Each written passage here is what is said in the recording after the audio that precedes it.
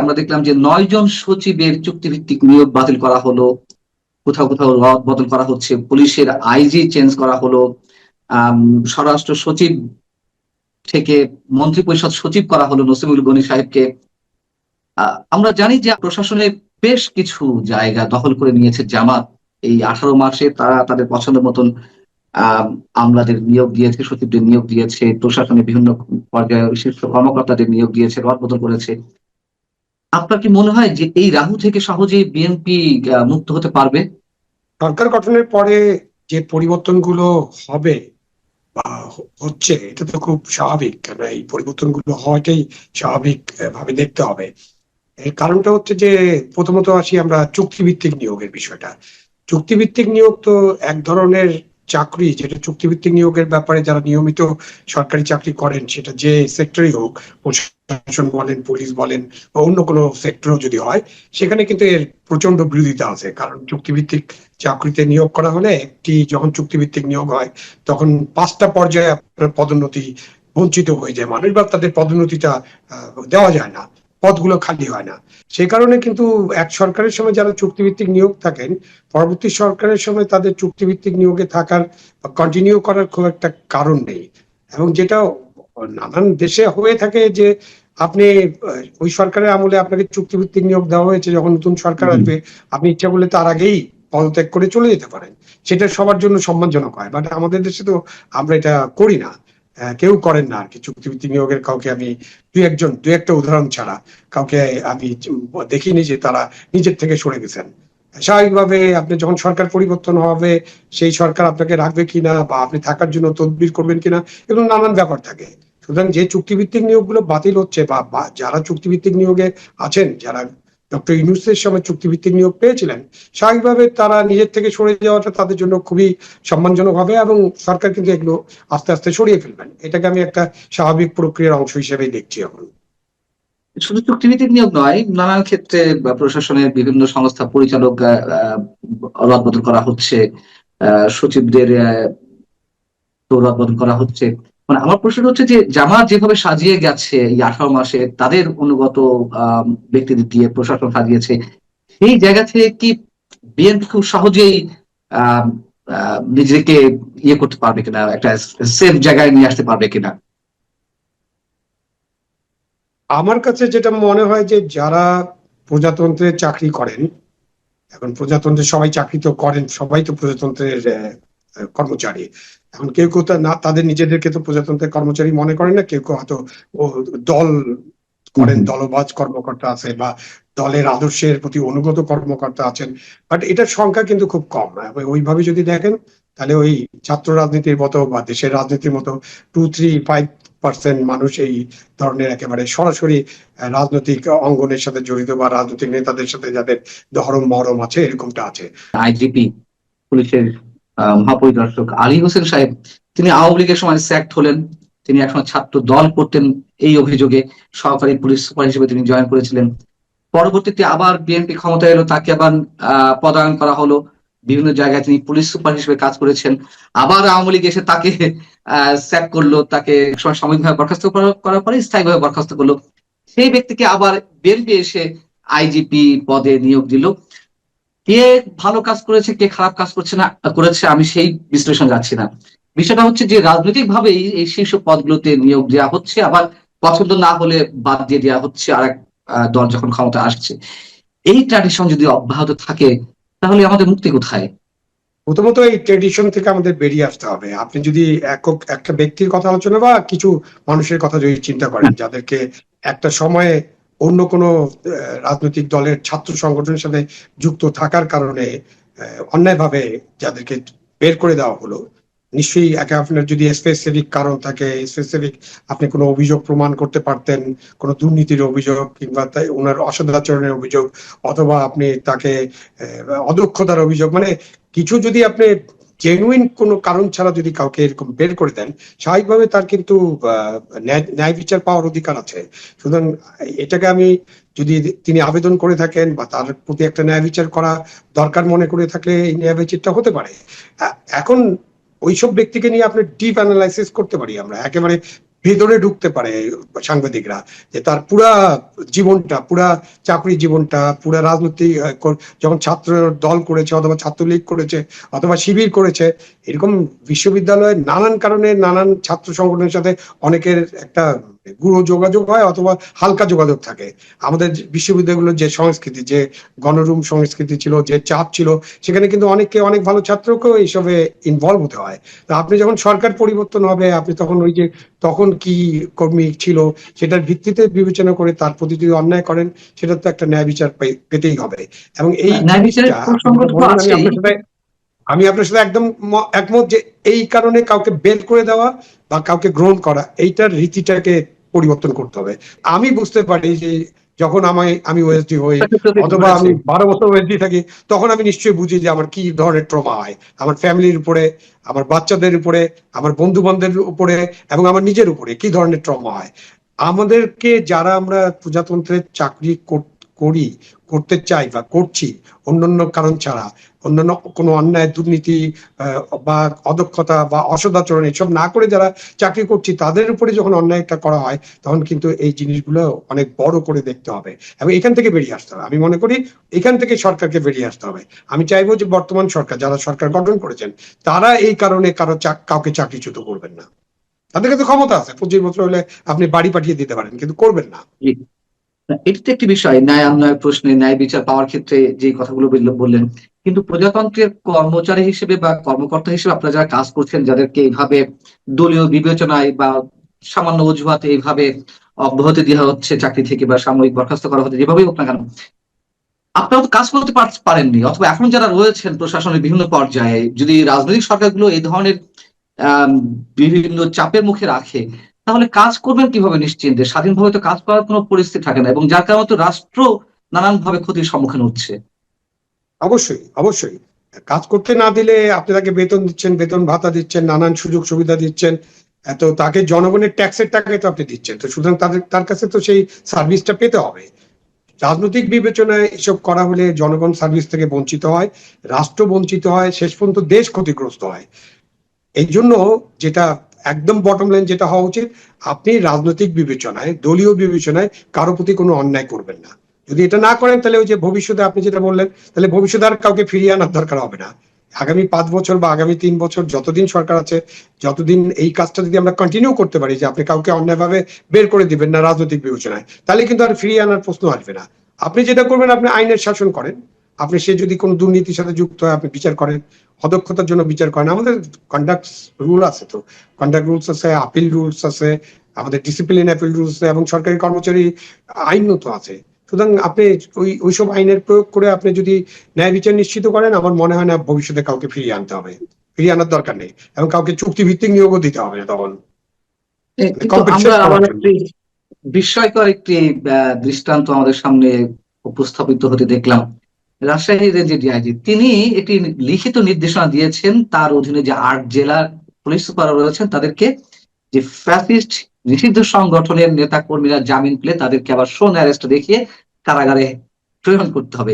এই অভিজ্ঞতা আমাদের আছে, আপনিও কারাগারে ছিলেন, আমিও কারাগারে ছিলাম প্রায় 3-4 মাস করে, এবং সেখানে পিডাব্লিউ বলে একটি কথা ছিল, যে পেন্ডিং ওয়ারেন্টে মানুষ জামিন হচ্ছে আর পেন্ডিং ওয়ারেন্টে আবার এক এক করে শোন অ্যারেস্ট দেখানো হচ্ছে।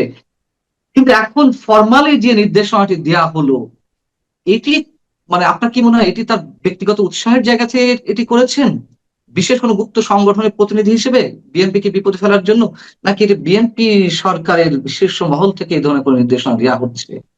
প্রথমত, এরকম নির্দেশ আগে জারি করা হয়েছে কিনা তার কোনো প্রমাণক আমাদের কাছে নেই। সুতরাং আমি যখন প্রথম এই নির্দেশটা আজকে সকালে যখন ব্রেক হলো, ফেসবুকে বা মিডিয়াতে যখন দেখলাম, সামাজিক গণমাধ্যমে যখন প্রচার হলো, তখন কিন্তু আমি এটা বিশ্বাস করিনি। আমি মনে করছি এটা একটা এআই দ্বারা যে হম হম হম। সৃষ্টি করা একটা অর্ডার, যে অর্ডারটা দিয়ে কাউকে বিব্রত করার চেষ্টা করা হচ্ছে বা একটা ফান করা হচ্ছে। এটার কোনো প্রয়োজন ছিল না বা প্রয়োজন নেই বলে আমি মনে করি। এখন উনি আরো ভালো বলতে পারেন উনি কি প্রয়োজনীয়তা ফিল করেছেন, এবং একটা রাজশাহী ডিআইজি, রেঞ্জের ডিআইজি কেন এটা করবেন? করলে তো সব রেঞ্জের ডিআইজি একসাথেই করতে পারতেন, অথবা আমাদের আইজিপি অফিস থেকে কোন একটা নির্দেশনা জারি হতে পারতো। এরকম নির্দেশনা আইজিপি অফিস থেকে জারি হতে পারে, অথবা স্বরাষ্ট্র মন্ত্রণালয় করতে পারে। বাট নির্দেশনার যে বিষয়টা আছে সেই বিষয়টা কিন্তু মানে যেখান থেকেই জারি হোক সেই বিষয়টা নিয়ে সবসময় প্রশ্ন উঠবে। কারণ আপনি এরকম একটা নির্দেশনা দেওয়ার তো কোনো প্রয়োজন নেই। আমাদের ফৌজদারি কার্যবিধির 351 ধারায় তো পরিষ্কার বলা আছে যে আপনি ম্যাজিস্ট্রেটের কাছে একজন যদি জেলখানায় থাকে তো তাকে আরেকটা মামলায় যদি আপনি খুঁজেন, মানে একজনের বিরুদ্ধে 4-5টা মামলা থাকতে পারে এবং ওই মামলা হয়তো তিনি গ্রেপ্তার হননি, তখন আপনি 351 ধারা অনুসরণ করে আপনি ম্যাজিস্ট্রেটের কাছে তো এইটা বা জাজের কাছে তো এটা পেশ করতে পারেন যে আমরা তাকে এই মামলায় আমরা গ্রেপ্তার করতে চাই বা গ্রেপ্তার দেখানো যেতে পারে। তখন কিন্তু নিয়ম আছে যে তাকে হাজির করতে হবে এবং এটা 2025 সালে একটা অর্ডিন্যান্স করা হয়েছে 167 ক। তো আপনি 167 বলা হচ্ছে যে আপনি এইরকম যখন আইও বা পুলিশ অফিসার যখন এটা চাবে তখন ম্যাজিস্ট্রেট বা যিনি জাজ থাকবেন, যিনি বিচারক, তিনি তাকে আদালতে হাজির করতে বলবেন এবং তিনি উভয় পক্ষকে ভালো মতো শুনবেন, রেকর্ড করবেন এবং উনার বিবেচনায় যদি মনে হয় যে এটা খুবই যৌক্তিক, মানে বিচারিক বিবেচনা যদি মনে হয় যৌক্তিক, তখন উনি এই শোন অ্যারেস্টের বিষয়টা ডিল করতে পারবেন। তো এখন আমাদের কাছে তো দুটাই আছে, পুলিশের তো এই 351 ধারার সুবিধা নিয়ে তারা এটা করতে পারেন এবং এই 351 ধারা নিয়ে তো আপনি একটু আগে যেমন বললেন এটা তো অনেক ইয়া হচ্ছে, মানে এই ধারার অপব্যবহার অনেক হয়েছে। আপনি একজন জামিন পাচ্ছে, একদম সর্বোচ্চ আদালত থেকে জামিন পাচ্ছে, জেল গেটে আপনি আরেকটা মামলা দিয়ে তাকে দিলেন এবং যে মামলার আসলে কোনো ভিত্তি নেই এমন মামলাও থাকে, আবার ভিত্তি আছে এমন মামলাও থাকে এবং সেখানে ওই যে ফ্যাসিস্ট কথাটা যদি থাকে, আইনের সাথে তো ফ্যাসিস্টের কোনো সম্পর্ক নাই। ওই 351 ধারায় ফ্যাসিস্ট বলে কোনো শব্দ নাই, কিন্তু 351 ধারায় যেটা আছে যে তাকে যদি অন্য মামলায় খোঁজা হয় বা অন্য মামলায় তার নামে ওয়ারেন্ট থাকে, ওই মামলায় যদি যথেষ্ট কারণ থাকে যে তাকে অ্যারেস্ট দেখাতে হবে, শোন অ্যারেস্ট দেখাতে হবে, তখনই তাকে দেখানোর আবেদন করা যেতে পারে এবং সেই আবেদন এই যে 167 যে অর্ডিন্যান্স আছে সেই অনুযায়ী বিচারক ভালোভাবে দেখে তারপর সিদ্ধান্ত দেবেন। তার কাছে যখন জানতে চাওয়া হলো গণমাধ্যমের পক্ষ থেকে যে এই ধরনের নির্দেশনা দেওয়ার অর্থ কি, কেন আপনি এই নির্দেশনাটা দিয়েছেন, রাজশাহী রেঞ্জের ডিআইজি বলছেন যে রাজশাহী অঞ্চলে কার্যক্রম নিষিদ্ধ সংগঠনের নেতাকর্মীদের তৎপরতা বৃদ্ধি পেয়েছে, যেমন জঙ্গি সহ বিভিন্ন সংগঠনের নেতাকর্মীদের শক্ত প্রমাণ সাপেক্ষে আবার গ্রেপ্তার করতে বলা হচ্ছে। তো জঙ্গি সংগঠন বুঝলাম, আওয়ামী লীগ তো আর জঙ্গি সংগঠন না, ওইখানে স্পষ্ট ফ্যাসিস্ট লেখা ছিল, উনি এখন ভুল পাল্টাচ্ছেন। তাহলে আমরা কি ধরে নেব যে এখানে কি তিনি ব্যক্তিগত অতি উৎসাহের জায়গা থেকে করেছেন, বিশেষ কোনো রাজনৈতিক শক্তির পারপাস সার্ভ করার জন্য বিএনপি সরকারকে বিপদে ফেলতে, নাকি মানে আসলে কি এর মোটিভ, মানে ইয়েটা কি, না, এই উদ্দেশ্যটা বিষয়টা কি? কোনো কনক্লুসিভ রিমার্ক এখন করা যাবে না, তাহলে তো সরকারকে এটা তদন্ত করে দেখতে হবে। সরকারের তো নানান সংস্থা আছে, তারা এটা নিশ্চয়ই তদন্ত করে দেখা উচিত যে এই তাদেরকে বিব্রত করার জন্য এটা হচ্ছে কিনা। বাট এই যে এই ধরনের চিঠি কিন্তু বিব্রতকর এবং অলরেডি বিব্রত হয়েছে অনেকেই, তাই না? এবং উনি নিজেও বিব্রত হচ্ছেন বলে উনি তার পজিশন হয়তো চেঞ্জ করার চেষ্টা করছেন। সুতরাং আপনি একজন সরকারি কর্মকর্তা বা যে প্রজাতন্ত্রের কর্মচারী, উনি যে কাজটা করবেন তাকে আইনটা ভালো মতো পড়তে হবে, আইনটা অনুসরণ করতে হবে। তিনি এমন কাজ করবেন না যাতে সরকার বিব্রত হয় এবং তার তো এমন কাজ করা উচিত না যিনি অন্য কোনো কারো পক্ষ এই কাজটা করবেন, ষড়যন্ত্র করবেন, সেটা তো অপরাধ হবে। সরকারকে বিব্রত করা অপরাধ হবে, অন্য কারো পক্ষ হয়ে এই কাজটা করাও অপরাধ হবে। সুতরাং এটাকে সরকার দেখবেন নিশ্চয়ই, সরকারের তো বিভিন্ন এজেন্সি আছে, তারা খবর নেবেন। জামিন বিষয়ে নানান ধরনের কথাবার্তা হচ্ছে, এর মধ্যে আমরা দেখলাম যে বরিশালে এডিশনাল চিফ মেট্রোপলিটন ম্যাজিস্ট্রেটের এজলাসে বিএনপি পন্থী আইনজীবীদের যেই এক ধরনের সন্ত্রাস সৃষ্টি এবং বিচারককে একেবারে, উনি আরেকটি মামলার জামিন শুনানি করছিলেন, সেখানে গিয়ে থ্রেট করা, আঙুল উঁচিয়ে কথা বলছেন কেউ কেউ, আওয়ামী লীগের কোনো কোনো নেতা কর্মীর ওইখানে জামিন মঞ্জুর করা হয়েছে এটির প্রতিবাদে। আবার এক ধরনের মব, যেখানে আমাদের স্বরাষ্ট্রমন্ত্রী, নতুন সরকারের স্বরাষ্ট্রমন্ত্রী সালাউদ্দিন আহমেদ বলেছেন যে 5 আগস্ট পর যেই মামলাগুলো হয়েছে একটা বিশেষ সুবিধাভোগী শ্রেণী এইগুলো করেছে, এগুলো পুনর্বিবেচনা করা হবে। তাহলে আবার জামিন দেওয়ার ক্ষেত্রে কেন বিএনপির একটি অংশ, আইনজীবীদের একটি অংশ এই ধরনের মব ক্রিয়েট করছে? এইগুলো এখানেও কি কোনো গুপ্ত সংগঠন কাজ করছে? না, আপনি আদালতে বলেন বা যেখানে বলেন, আপনি যদি কোনো কেউ বেআইনি ভাবে কোনো মব করে, এবং এই চাপ তো দেওয়াই যাবে না, এটা তো বিচারকের স্বাধীনতা, উনি কাকে জামিন দিবেন কাকে দেবেন না। এবং আপনার তো জামিনের বিরুদ্ধে আপিল করারও সুযোগ আছে, আপনার তার হায়ার কোর্টে যে আপিল করতে পারে। সুতরাং যেখানে প্রসেসটা ঠিক করা আছে, আপনি 17 মাসের যা ঘটেছে এখন এই 17 মাসের নতুন রিপিটিশন তো মানুষ দেখতে চায় না, নিশ্চয়ই সরকারও দেখতে চায় না। এবং সরকারের যে যে ঘোষণা, যেটা স্বরাষ্ট্রমন্ত্রী বলেছেন বা আইনমন্ত্রী বলেছেন, বা বিচারের যে প্রক্রিয়া শুরু হওয়া দরকার, যেটা আগে ঠিক মতো ছিল না, একটা দমবন্ধ অবস্থা ছিল, এবং বিচারকরা নিজেরাও ভয় পেতেন যে তারা সুবিচার করতে পারবেন কিনা। এরকম পরিস্থিতি আমরা দেখেছি এবং আমরা নিজেরাই ফেস করেছি। সুতরাং এই পর্যায়ে আবার নতুন করে এই পরিস্থিতি সৃষ্টি হওয়া খুবই ন্যাক্কারজনক হবে, এবং এটা হওয়া উচিত হবে না। এবং যারা এটা করছেন তাদেরকে বিবেচনা করতে হবে যে তারা এটা কিন্তু তাদের দলকে সহায়তা করছেন না, বরঞ্চ দলকে একটা বিপদের মুখে ফেলছেন। কেন, নিজের দল সরকারে আছে এবং আপনি যদি তখন আদালতে এইসব করেন, সেটাকে তো মব হিসেবেই বিবেচনা করা হবে, এবং এই মবটা একজন আইনজীবী হিসেবে আপনি করতে পারেন না এবং করা উচিত হবে না। যেটা হয়েছে হয়েছে, সেটারও তো বিচার হওয়ার কথা। তো বিচার হয় হোক, আর বিচার না হলে তাহলে এই যে বিচারহীনতার যে সংস্কৃতি, সেটা চালু থাকবে। সুতরাং ওইসব মবের কিছু বিচার শুরু হলে হয়তো এই মব গুলো আর হবে না। আমার শেষ একটি প্রশ্ন, যেটি উত্তর নিয়ে আমরা আমাদের এই অনুষ্ঠানটি শেষ করবো, সেটি হচ্ছে যে আওয়ামী লীগ সভানেত্রী শেখ হাসিনা তিনি আওয়ামী লীগের নেতা কর্মীদের সর্বশক্তি নিয়ে মাঠে নামার প্রস্তুতি নিতে বলেছেন। এটি ভারতের কোনো কোনো গণমাধ্যমে এসেছে। 7 মার্চ, 26শে মার্চ এবং 17ই মার্চ। আহ, এবং তিনি আশা করছেন যে বিএনপি তার আগেই আহ, রাজনৈতিক কার্যক্রম বিষয়ে যে নিষেধাজ্ঞা রয়েছে নির্বাহী আদেশে ডক্টর ইউনূস সরকারের সময় আওয়ামী লীগের উপরে, সেটি প্রত্যাহার করে নেবে, না হলে তারা এই ধরনের কর্মসূচি দিতে বাধ্য হবে। এই ধরনের বক্তব্য এসেছে তার কাছ থেকে, এটা ভারতীয় কোনো কোনো গণমাধ্যম বলছে। আপনার কি মনে হয় যে আওয়ামী লীগের ভবিষ্যৎ কি, মানে অদূর ভবিষ্যতে তারা কি সংগঠিত হয়ে নামতে পারবে যদি কিনা এ ধরনের নির্বাহী আদেশ প্রত্যাহার না করা হয়? না, আওয়ামী লীগ তো একটা রাজনৈতিক দল, এবং তারা রাজনৈতিক যে কর্মসূচি নেবে, সেই কর্মসূচিতে নিশ্চয়ই তাদের সেই সক্ষমতা বা সামর্থ্য আছে। সেই কর্মসূচিতে তাদের মানুষজন তারা যেতে পারবেন, কিন্তু এখানে বড় বাধা হচ্ছে যে তাদের নিষেধাজ্ঞা আছে কার্যক্রমে। যতদিন পর্যন্ত কার্যক্রমে নিষেধাজ্ঞা আছে, তখন কিন্তু আমাদের যে পুলিশ বাহিনী আছে বা প্রশাসন আছে, যে তারা তো চেষ্টা করবেন যে কার্যক্রম নিষিদ্ধ একটা রাজনৈতিক দল যাতে খোলাখুলি ভাবে কোনো মিছিল মিটিং করতে না পারে। সুতরাং এখানে একটা নেগোসিয়েশনের বিষয় আছে। সেই নেগোসিয়েশনটা আওয়ামী লীগের পক্ষ থেকে যে নতুন নির্বাচিত সরকার তাদের সাথে করতে হবে। এবং তারা তাদের কথাবার্তায় এরকম মনে হয় একটু আগের তুলনায় অনেকটা নমনীয় ভাব। যেমন স্বরাষ্ট্র উপদেষ্টা বলেছেন যে, স্বরাষ্ট্রমন্ত্রী বলেছেন যে তাদেরকে কি পুলিশ দিয়ে কতদিন আমরা আটকা রাখবো। সুতরাং এই যে একটা অর্ডার, একটা এক্সিকিউটিভ অর্ডার যেটা জারি করা হয়েছে, সেই এক্সিকিউটিভ অর্ডার তো যে কোনো দিন যে কোনো সময় সরকার বাতিল করে দিতে পারে। তো সরকার এটা যদি বিবেচনা করে, তাহলে আওয়ামী লীগের জন্য তাদের যে রাজনীতি করা সেটা তারা করতেই পারেন। এবং এই বিষয়ে তো অনেক আলোচনা হয়েছে গত 17 মাস। বারবার বলা হয়েছে যে কোনো রাজনৈতিক দলকে নিষিদ্ধ করা বা কার্যক্রম নিষিদ্ধ করা এটা ভালো ফল বয়ে আনে না, বরঞ্চ জনগণের রায়ের ভিত্তিতে ওই দলকে জনগণ থেকে বিচ্ছিন্ন করে দেওয়া, মানে আপনার প্রোগ্রাম দিয়ে, আপনার আদর্শ দিয়ে, আপনার রাজনৈতিক কর্মসূচি দিয়ে, আপনার রাজনৈতিক লক্ষ্য দিয়ে রাজনীতিকে মোকাবেলা করা, এটাই হচ্ছে সবচেয়ে ভালো পথ, এটাই গণতন্ত্রের পথ। আপনার কি মনে হয় যে নেগোসিয়েশনের কথা যেটি বলছেন সেটি খুব সহসায় সম্ভব আওয়ামী লীগ এবং বিএনপির মধ্যে, যেটা আমরা গত 2-1 মাস ধরে শুনে আসছি, এটি সহসায় সম্ভব নাকি এর মধ্যে আরো কোনো খেলা চলবে? খেলা তো, রাজনীতি একটা খেলা, এবং খেলা তো চলবেই। এখন এই খেলায় কে কখন কোন প্লেয়ার কিভাবে গুটি চালাচালি করবে, এটা তো আমাদেরকে দেখতে হবে। তো সহসাই সম্ভব কিনা এরকম মন্তব্য করা আমার জন্য খুব কঠিন, বাট একটু কিছুটা নমনীয়তা আছে এরকম আমার মনে হয়। মানে যেহেতু আমি রাজনৈতিক বিশ্লেষণ করছি, যে বিগত সরকার, ইউনূসের যে অন্তর্বর্তীকালীন সরকারের যে অ্যাটিটিউড, এবং তখন তাদের উপদেষ্টাদের যে কথাবার্তা ছিল, আর এখনকার যে মন্ত্রী মহোদয়দের যে অ্যাটিটিউড, তার মধ্যে বেশ ফারাক আছে।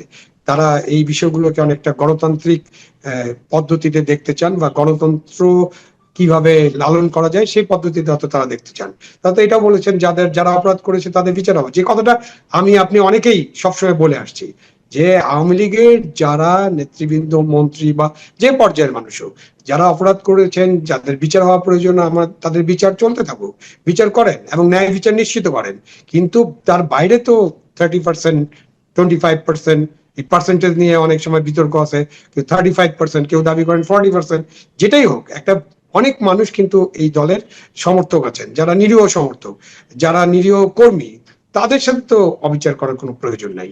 এই যে বাংলাদেশ ব্যাংকের গভর্নর, ওনার যে নিয়োগটা এবং ওনার যে মানে কি বলবো প্রোফাইল, এটা নিয়ে কিন্তু সারা বিশ্ব কিন্তু এক ধরনের মানে এটা এইদিকে মনোযোগ দিয়েছে যে এই দেশের গভর্নরটা কোন পদের কোন জায়গায় চলে গেছে এটা আর কি। কেউ ব্যক্তি বসলো না বসলো ইট ডাজন্ট ম্যাটার, আমরা তো সবসময় দেখবো আমাদের দেশের অর্থনীতি, সেই দেশের অর্থনীতি কোন দিকে চলে যাবে সেটা কিন্তু একটা ভাবার বিষয়। কারণ অর্থনীতি, ব্যাংকিং খাত, বিশেষ করে আর্থিক প্রতিষ্ঠান যদি নড়বড়ে হয়, যদি বিশৃঙ্খলা থাকে, তাহলে কিন্তু অর্থনীতির জন্য একটা অশনি সংকেত। আমাদের অর্থমন্ত্রী আমির খসরু মাহমুদ চৌধুরী সাহেবকে সাংবাদিকরা নানান প্রশ্ন করেছেন। তিনি একটি কথাই বারবার বলেছেন, আমার কিছু বলার নেই, আমার কিছু বলার নেই, আমার কিছু বলার নেই। তার মানে কি? পেছনে কারা কাজ তার মানে করছে? বোধহয় আরো আরো উপর থেকে বোধহয় এটাকে আমার মনে হয় পুশ করা হয়েছে, যে তার যে কন্ট্রিবিউশন ছিল, আমার মনে হয় যেটা আমরা শুনছি এখন, তার যে কন্ট্রিবিউশন ছিল সেই কন্ট্রিবিউশনের রিওয়ার্ড হিসেবে তাকে এখানে আনা হয়েছে। তাছাড়া তো আমি এর কোনো কারণ দেখি না। তবে আমার কাছে মনে হয় না এই জায়গায় যে সমস্যাগুলো আছে বা সরকার যেটা চাচ্ছে সেটা এনার দ্বারা পারপাস সার্ভ হবে বলে আমার কাছে মনে হয় না। কারণ এনার তো এই ধরনের কোনো অভিজ্ঞতা নেই। এটা তো অভিজ্ঞতা লাগে। আমি দেখলাম 6টা দেশের আজকে দেখলাম যে গভর্নরদের যে এক্সাম্পল দেখলাম, মানে প্রোফাইল দেখলাম, সেখানে তার ধারের কাছেও কিন্তু আমাদের এই বর্তমান গভর্নমেন্টের প্রোফাইল যায় না। তা সুতরাং আমি জানি না কোন বিবেচনায় কোন পারপাসটা সার্ভ হবে, আমি জানি না যে কোন পারপাসটা সার্ভ হবে এই ধরনের এক্সপিরিয়েন্স বা কোয়ালিটি দিয়ে, আমার জানা নেই। জি, আপনার কাছে একটু জানতে চাই যে গভর্নর নিয়োগ করাকে কেন্দ্র করে যা কিছু হচ্ছে গত দুদিন ধরে, এর মধ্য দিয়ে আসলে ব্যাংকিং খাত তো বটেই, অর্থনীতিতে কি ধরনের সিগন্যাল পাচ্ছি আমরা? আপনি যদি শুরুতে একটু বলেন। পান্না ভাই, আপনাকে ধন্যবাদ যে এমন একটা ইস্যু নিয়ে আজকে কথা বলতে আমাকে যুক্ত করেছেন। যখন পত্র পত্রিকা সামাজিক মাধ্যমে একটা তোলপাড় অবস্থা যে বাংলাদেশের গভর্নরকে নিয়ে আর কি, উনি যেভাবে নতুন অ্যাপয়েন্টেড হলেন সেটা নিয়ে একটা যেমন বিষয় আছে। আর আপনি যে প্রশ্নটা করলেন সেটা কিন্তু একটা সেকেন্ড পার্ট, যে একজন গভর্নরের কি কাজ, বর্তমানে যে অর্থনীতির যে অবস্থা, এটি একেবারে অস্বীকার করার কোনো মানে সুযোগ নাই আর কি। সারা বিশ্ব কিন্তু বাংলাদেশের অর্থনীতি নিয়ে কাজ করছে। আমি মনে হয় যে বিশেষ করে গবেষণা যারা করছে তারা কিন্তু বাংলাদেশ অর্থনীতি নিয়ে তাদের দৃষ্টিটা এদিকে আছে। সেই জায়গায় বর্তমান যেভাবে নিয়োগটা হলো, আমি মনে করি যেটা রাতের অন্ধকারে একটা নিয়োগ। কারণ এই পোস্টটা, এটা একটা এমন একটা সেন্সিটিভ পোস্ট, সারা বিশ্ব কিন্তু এই নিউজটা করেছে বা করার কথা। কারণ সারা বিশ্ব কিন্তু একটা দেশের গভর্নর কেমন, গভর্নর কিভাবে চালাচ্ছে, তাদের অর্থনীতি কিভাবে, সেটা কিন্তু নির্ভর করছে এই গভর্নরের উপর। গভর্নর পদটা কিন্তু আমি মনে করি যে অত্যন্ত সেন্সিটিভ একটা পদ। এই গভর্নরের মাধ্যমে কিন্তু 16 কোটি 17 কোটি মানুষের জীবন মানে জড়িত এখানে, আমি মনে করি।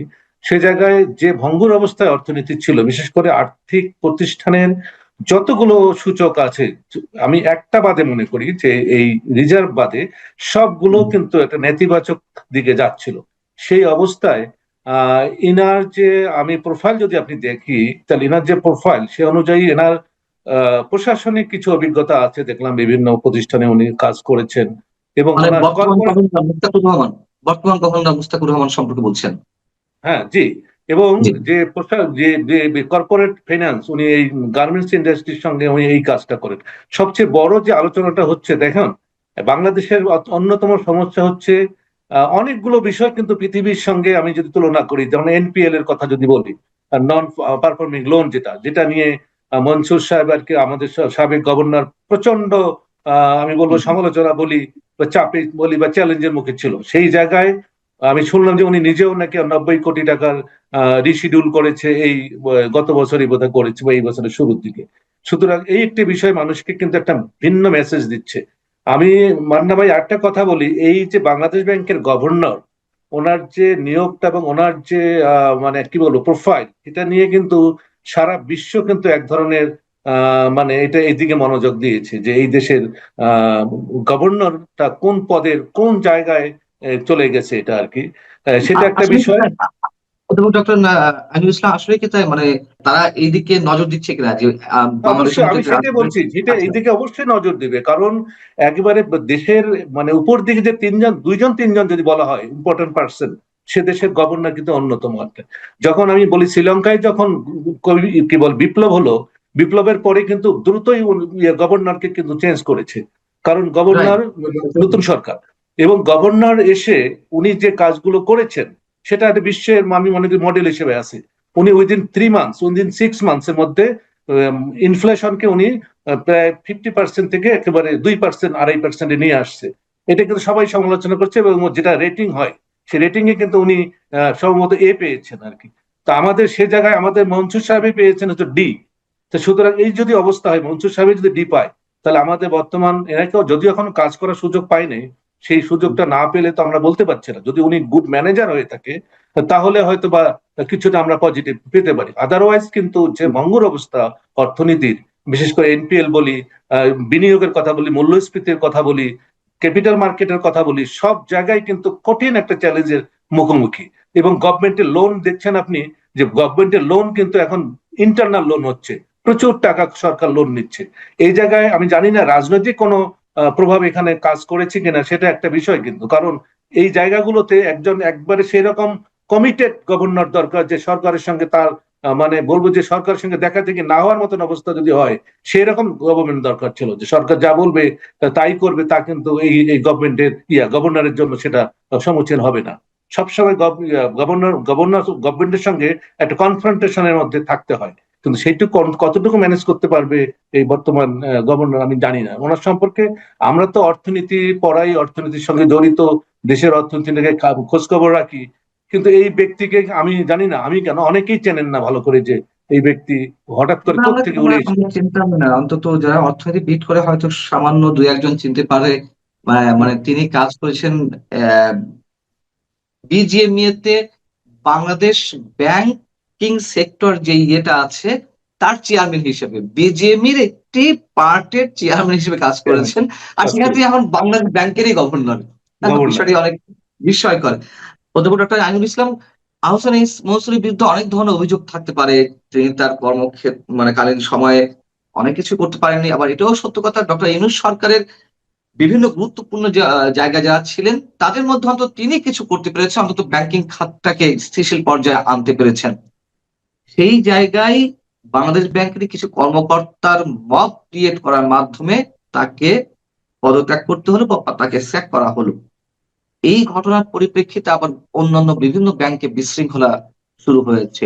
যার যে যাকে পছন্দ নয় সেই ব্যাংকের চেয়ারম্যানদের এখনই সরিয়ে দিতে হবে। তার মানে কি মব কালচার রয়ে গেছে? মব থেকে আমরা বের হতে পারিনি?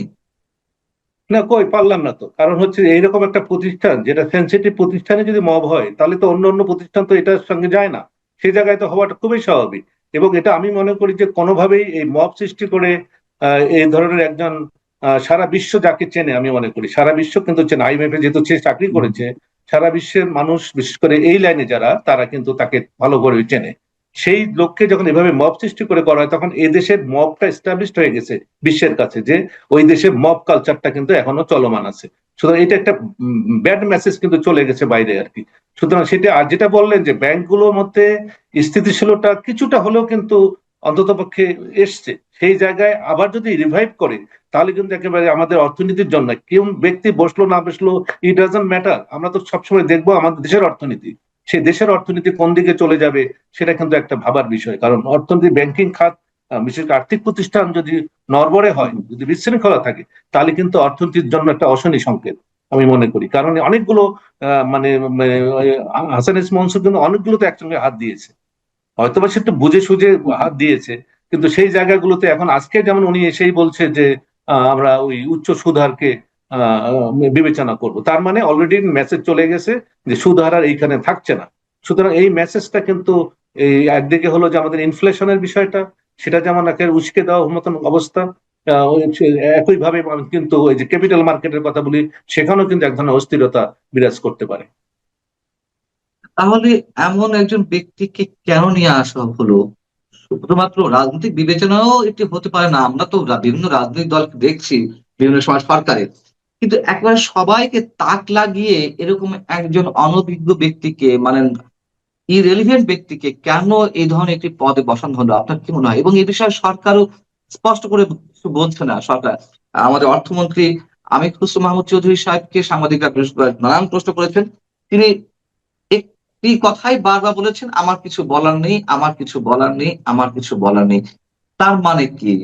পেছনে কারা কাজ তার মানে করছে? বোধহয় আরো আরো উপর থেকে বোধহয় এটাকে আমার মনে হয় পুশ করা হয়েছে, যে তার যে কন্ট্রিবিউশন ছিল, আমার মনে হয় যেটা আমরা হুম। শুনছি এখন, তার যে কন্ট্রিবিউশন ছিল সেই কন্ট্রিবিউশনের রিওয়ার্ড হিসেবে তাকে এখানে আনা হয়েছে। তাছাড়া তো আমি এর কোনো কারণ দেখি না।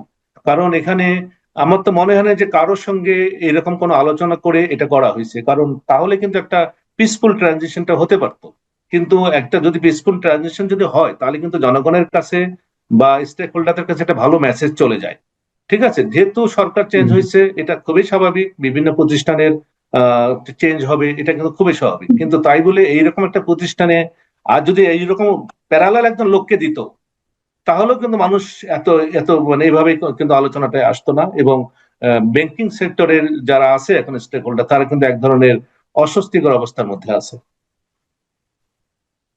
বিএনপি সরকার গঠনের পর থেকে আমাদের প্রধানমন্ত্রীর যে বিভিন্ন ধরনের কাজ বা বিভিন্ন কাজের সিমটম, তাতে মনে হচ্ছে উনি নতুন কিছু দৃষ্টান্ত স্থাপন করতে চাচ্ছিলেন, অন্তত বাংলাদেশকে একটা সুস্থির জায়গায় নিয়ে যাওয়ার লক্ষ্যে তার বিভিন্ন কর্মকাণ্ডের মধ্য দিয়ে অন্তত এই কয়দিনে। আমাদের কি তাহলে এখন এটি বলতে হবে যে পেছন থেকে কোনো বিশেষ শক্তি টেনে ধরার চেষ্টা করছে, বা বাংলাদেশ ব্যাংকের নতুন যে গভর্নর তার নিয়োগ প্রক্রিয়াকে যদি আমরা দৃষ্টান্ত হিসেবে সামনে নিয়ে আসি, এর ভেতরে ভয়ঙ্কর কোনো শক্তি কাজ করছে বিশেষ ষড়যন্ত্রের জায়গা থেকে, এমনটা তো মনে হয়? না, সেটা তো অবশ্যই কোনো ধরনের সোর্স ছাড়া তো আর বলা যাবে না। তবে সামনে যেমন আছে আইএমএফ এর, যেমন এখন আলোচনা চলছে আইএমএফ এর যে রিমেইনিং লোন গুলো, সেটা একটা ব্যাপার আছে। তারপরে হচ্ছে সারা বিশ্বে যে আমাদের বিশেষ করে বিভিন্ন চুক্তিগুলো আছে, সেই চুক্তিগুলোর ব্যাপার আছে।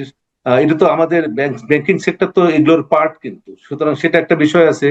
আরেকটা বিষয় আমার কাছে মনে হচ্ছে যে, যেহেতু কি বলে বাংলাদেশ সরকার লোন করছে, এই লোনের বিষয়ে মনসুর সাহেব কোন ধরনের নেগেটিভ অ্যাটিটিউড দেখিয়েছেন কিনা আমি ঠিক জানি না। এটা একটা বড় একটা কারণ হতে পারে আমার কাছে মনে হয়, যে সামনের দিকে অর্থনীতির যে অবস্থা, এটা কিন্তু লোন করা ছাড়া সরকারের চলার মতন সমর্থন কিন্তু আর নাই। সুতরাং হুম। বর্তমান এই যে গত কয়েক মাস থেকে তো এই লোন নিয়েই চলছে, কিন্তু সেই লোনের জায়গাতে বাংলাদেশ ব্যাংক সেটা করবে। সেই জায়গায় কোনো ধরনের হয়তোবা মনসুর সাহেব এটার ব্যাপারে রিজার্ভেশনটা শো করছে এখন, সেটা একটা আমার কাছে মনে হয় এটাও একটা কারণ হতে পারে। সে কারণে একজন একেবারে কি বলবো রিল্যাক্স পার্সনকে এখানে বসিয়ে সরকার তার পারপাস সার্ভ করবে। না, আমার কথা হচ্ছে মনসুর সাহেবকে বাদ দিয়ে দেওয়া হয়েছে, বা মনসুর সাহেবকে বাদ দিবে নতুন গভর্নমেন্ট। আপনি যদি বলেন গুরুত্বপূর্ণ বিভিন্ন ব্যক্তিকে নতুন সরকার তার হুম, পছন্দ না হলে বাদ দিয়ে দেয়, এটি আমাদের ট্র্যাডিশন। ঠিক আছে, কিন্তু মনসুর সাহেব বিদায় হয়ে যাওয়া এক কথা, যে তার পার্ট ইজ ক্লোজড। হুম। কিন্তু নতুন যাকে নিয়ে আমাদের পথ চলতে হবে, তিনি যদি ইরেলিভেন্ট হন, তিনি যদি একেবারে কি বলা যায় এটাকে, আমাদের জন্য হুমকির সম্মুখীন হন, এরকম একটা কি পয়েন্টে তাকে নিয়ে আসার ক্ষেত্রে আহ সেখানে তো মনসুর সাহেবের কিছু করার নেই, বা তিনি কিছু করেননি নিশ্চয়ই। কিন্তু কোনো বিশেষ শক্তি যদি কাজ করেই থাকে, তাহলে কি এই সরকার তার অভিষ্ট লক্ষ্যে পৌঁছাতে পারবে, খুব স্মুথলি কাজ করতে পারবে? না, সেটা আমার মনে হয় সেটা আর এটার জন্য আর কিছুদিন অপেক্ষা করতে হবে, যে এইগুলো যেন আরো স্পষ্ট হবে। তবে আমার হুম। কাছে মনে হয় না এই জায়গায় যে সমস্যাগুলো আছে বা সরকার যেটা চাচ্ছে, সেটা এনার দ্বারা পারপাস সার্ভ হবে বলে আমার কাছে মনে হয় না। কারণ এনার তো এই ধরনের কোনো অভিজ্ঞতা নেই। এটা তো অভিজ্ঞতা লাগে। আমি দেখলাম 6টা দেশের আজকে দেখলাম যে গভর্নরদের যে এক্সাম্পল দেখলাম, মানে প্রোফাইল দেখলাম, সেখানে তার ধারের কাছেও কিন্তু আমাদের এই বর্তমান গভর্নমেন্টের প্রোফাইল যায় না। তা সুতরাং আমি জানি না কোন বিবেচনায় কোন পারপাসটা সার্ভ হবে, আমি জানি না যে কোন পারপাসটা সার্ভ হবে এই ধরনের এক্সপিরিয়েন্স বা কোয়ালিটি দিয়ে। আমার জানা নেই। অর্থনীতিবিদরা তো খুবই হতাশ হয়েছে। বাংলাদেশের হুম। প্রত্যেকটা অর্থনীতিবিদ কিন্তু আমি দেখলাম মিডিয়াতে, সবাই কিন্তু হতাশ যে এটা কি হলো। এর আগে আপনি যতগুলো 12 এর 13 14তম, তাই না? এবং 13তম পর্যন্ত আপনি দেখেন যে এটা কারো বিষয় তেমন কিছু আলোচনা নাই। এই যে আওয়ামী লীগ সরকারের সময় যিনি কামাল সাহেব ছিলেন, উনি তো সিএ করা, চার্টার্ড অ্যাকাউন্টেন্ট, এবং ওনার যে অভিজ্ঞতা, ওনার যা রেজাল্ট, সবকিছু মিলে তার সঙ্গেও যায় না কিন্তু। সুতরাং এনার আগে যেটা ছিলেন। তিনিও ডি পেয়েছিলেন আওয়ামী লীগ সরকারের শেষ সময়ে, যিনি গভর্নর ছিলেন তিনিও হুম, কিন্তু ডি পেয়েছিলেন আন্তর্জাতিক র্যাঙ্কিং এ, হয়রাজ হুম, শ্রীলঙ্কার গভর্নর A+ পেয়েছিলেন। হুম। হ্যাঁ, তাহলে এরকম সেটাই বলতেছি যোগ্যতা সম্পন্ন হওয়া সত্ত্বেও ডি পেয়েছেন, আর এই হ্যাঁ, গভর্নর তাহলে কি পাবেন? তাহলে সে জায়গায় কোথায় যাবে আপনি বলেন? সুতরাং সে জায়গায় আমি মনে করি যে সবচেয়ে একটা অশনি সংকেত দেশের জন্য জানি না কোন বিবেচনায় তাকে দিয়েছে। আমরা মনে করছি যে আমার কাছে কোনো কিছু মনে হয় না যে এই পারপাসটা ওনার জায়গা সার্ভ হবে, কিংবা ওনাকে সরানোর জন্য। এটাও হতে পারে একটা জিনিস, কারণ বাংলাদেশ ব্যাংকের ভিতরে একটা ভেস্টেড গ্রুপ কোনোভাবেই চাচ্ছিল না, এবং যে ভেস্টেড গ্রুপটা আমি যদি বলি যে এই রাজনৈতিক মদতপুষ্ট, তারা কিন্তু তাকে কোনোভাবেই সহ্য করতে পারছে না। ভিতর থেকে কিন্তু এক ধরনের, কিংবা এই ভিতর থেকে এইটাকেই উপর দিকে চাপটা নিয়ে গেছে, সেখান থেকে আবার এই তাকে সরানো হয়েছে আমার কাছে মনে হচ্ছে। কিন্তু এই কালচার কিন্তু ভালো না। আজকে ইনি যে আছেন, ইনি যদি ওই তাদের পারপাস সার্ভ করতে না পারে, 2-3 মাস পরে এনাকেও সরাই দিবে, তাহলে তাহলে এটা অর্থনীতি কি হবে আপনি বলেন? যদি একটি কন্টিনিউটি না থাকে তাহলে অর্থনীতির জন্য তো খারাপ। অর্থনীতি নীতি কখনো চেঞ্জ হলে কিন্তু বিদেশিরা এফডিআই পাঠাবে না, ইনভেস্ট করবে না, দেশীয়রাও ইনভেস্ট করবে না। সুতরাং এইরকম একটা অবস্থায় যেখানে বিনিয়োগ নাই, মূল্যস্ফীতি, যেখানে আপনার বাইরের বিনিয়োগ নাই, কর্মসংস্থানের সমস্যা, দারিদ্র হার বেড়ে গেছে, এগুলোতেই কাজ হচ্ছে গভর্নরের। তা সেই জায়গায় আপনি কোন বিবেচনায় বলবেন যে সরকার এই ধরনের সিদ্ধান্ত নিতেই পারে? আমি একটা বিষয়ে আপনার মন্তব্য জানতে চাই, যদি আপনি মনে করেন যে বিষয়ে মন্তব্য করবেন। সেটি হচ্ছে যে অনেকেই মন্তব্য করছে আওয়ামী লীগ সরকারের সময় যে ব্যাংক খেকো ব্যক্তিটি ছিলেন, 7-8টা ব্যাংকের মালিক হয়ে সব নিঃস্ব করে গেছেন, এস আলম, সেই এস আলমের বিশেষ কৌশলের অংশ হিসেবে নাকি এই গভর্নরকে নিয়োগ দেওয়া হয়েছে, এমন কথাবার্তা শোনা যাচ্ছে। না কিন্তু ভাই, পান্না ভাই, দেখেন এগুলো কিন্তু ওরা কিন্তু এই যে যাদের কথা বলছেন, তাহলে একই রসুনের কিন্তু কোয়া, হুম, হুম, কিন্তু সবাই কিন্তু একই। সুতরাং সেখান থেকে মনসুর সাহেব কিন্তু ডিফারেন্ট ছিলেন। তা জি, সুতরাং এইটা যেটা, এটাকে আপনি একবার মানে হাইপোথিসিসকে একবারে আপনি রিজেক্ট করতে পারেন না। হয়তো এটা প্রমাণের বিষয় আছে, কিন্তু একটা রিজেক্ট হুম, করতে পারেন না। যে সমস্যাগুলো ছিল, তাহলে সমস্যাগুলোকে মানে আমি জিআই না রাখার জন্যই তো হয়তো বা তাকে সরাইছে। এই সমস্যাগুলো এখন সমাধান করতে চাবে, বিশেষ করে আমি যেগুলোর কথা বলছি, কারণ ওনার দ্বারা এটা হয়তো বা হয়নি, কিন্তু ওনার যোগ্যতা নিয়ে তো আমাদের কারো প্রশ্ন নেই। কিন্তু ওনাকে কোন কারণে সরালো? তাহলে ওগুলোকে ধরা যায়, আমাদের ইকোনমিক্সে তো এগুলোকে নিয়ে আসা যায়, কিন্তু অ্যাজাম্পশন নেওয়া হয় যে একজন লোক, একেবারে দক্ষ লোককে সরিয়ে আরেকজন লোককে আনলো, তাহলে এর পিছনে কি কারণ থাকতে পারে? অনেকগুলো কারণ, সেটা অবশ্য প্রুফ করার দরকার আছে। কিন্তু আমরা এখন পর্যন্ত আমরা বিভিন্ন রকম, যেটাই আপনি বলছেন সেটাকে আমি আমি বিশ্বাস করে নিতে পারি। আপনি যেটা বলছেন সেটা আমি বিশ্বাস করে নিতে পারি, এটা হতে পারে। কারণ যেহেতু এরকম একটা অবাস্তব কাজ হয়ে গেল বাংলাদেশে, এটা তো নানান কারণ হতে পারে, এক একজন এক এক ব্যাখ্যা দেবে। ওনাকেও, সরকারকে এটাকে ক্লিয়ার করা উচিত এই মুহূর্তে, এবং ওনাকেও ক্লিয়ার করা উচিত যে আমার দ্বারা আমি চেষ্টা করবো। উনি এখন পর্যন্ত শুধু একটা কথা ছাড়া আর বলেনি গভর্নর, যে আমি সুদের হার কি বলে বিবেচনায় করব, একটা কথা আচ্ছা, ছাড়া অন্য কোনো কথা বলেনি কিন্তু। তা সুতরাং জনগণ আস্থায় আনবে কিভাবে এখন, যদি ওনার মুখ দিয়ে, যেমন আগের গভর্নমেন্টের কথা আমি সমালোচনা করেছি, যে উনি ওই দায়িত্বশীল ব্যক্তি, ওখানে বসে উনি ওই ব্যাংক দেউলিয়া হবে, ওই ব্যাংক দেউলিয়া হবে, এই কথাগুলো বলা ঠিক না। এটা উনি কাজে দেখাবেন এটা, কিন্তু যদি এটা মেসেজটা দেওয়ার মানে ব্যাংকগুলোর প্রতি জনগণের আস্থা একবারে মানে কমে গেছে। এবং দেখেন ব্যাংকগুলোর অবস্থা উনি আরো ত্বরান্বিত করেছে, আমি বলবো যে উনি আরো ত্বরান্বিত করেছে ব্যাংকগুলোর এই দুরবস্থার কারণে।